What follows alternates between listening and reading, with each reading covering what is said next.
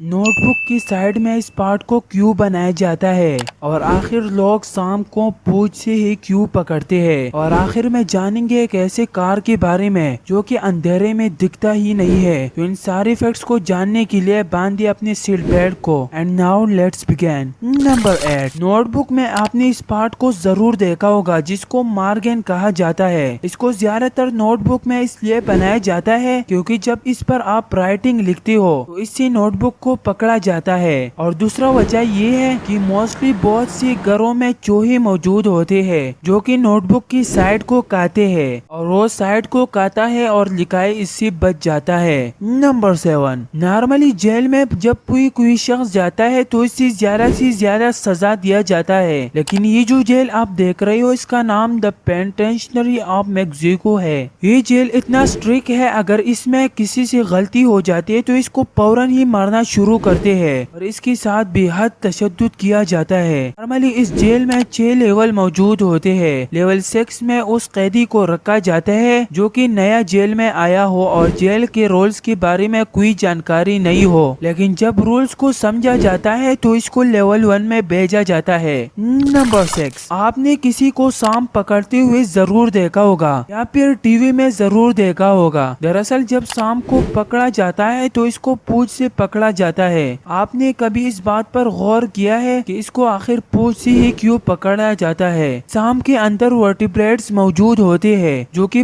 پوری باڈی میں موجود ہوتا ہے، لیکن پونچھ میں یہ ورٹیبریٹ نہ کے برابر ہوتے ہیں۔ کو پونچھ سے پکڑنے سے سانپ کا پکڑنا آسان ہو جاتا ہے اور اس ٹرک کی وجہ سے سانپ آپ کو آسانی سے کاٹ بھی نہیں سکتا ہے۔ نمبر 5، آپ نے دیکھا ہوگا کہ چاند کا شیپ ہر دن چینج ہوتا رہتا ہے، لیکن آخر یہ ایسا کیوں ہوتا ہے؟ یہ ڈیپینڈ کرتا ہے کہ آخر مون سورج کی نسبت کہاں موجود ہے۔ جب چاند سورج کو بالکل ہی سامنے آ جاتا ہے تو ہمیں فل مون نظر آتا ہے، اور جب دن گزرتے رہتے ہیں تو یہ چاند ہر دن زمین کی پیچھے جاتا ہے، جس کی وجہ سے ہر دن اس میں ڈیفرنٹ فیز آپ کو دیکھنے کو ملتے ہیں۔ نمبر 4، کہا جاتا ہے کہ جب آپ خود کو دوسروں سے کمپیئر کرتے ہو، جیسا کہ امجد تو پڑھائی میں بہت ہی قابل ہے اور میں تو نالائق ہوں، تو اس وقت میں بندے کو اپنے آپ پر ٹرسٹ ختم ہوتا ہے اور سیلف کانفیڈنس بھی اپنے آپ پر ختم ہو جاتا ہے، اور آپ کی پوری لائف میں بس ایک ہی بات رہ جاتی ہے